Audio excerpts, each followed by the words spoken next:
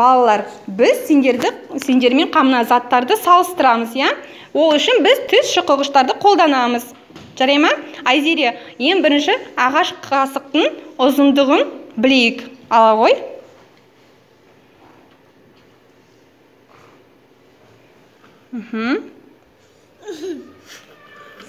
Бұлай қоя ғой.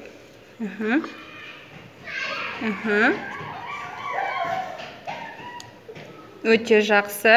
Келесі бізде кішкентай шай қасығы, оны қане іңкәр қоя ғой.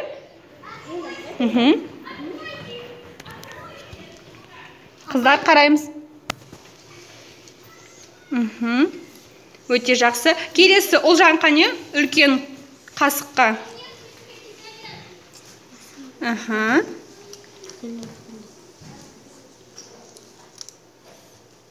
Неше түс шұқыз керек бұл бізге? Үшеу, жақсы. Және соңғы бізде шанышқа Нұрдәулет қане.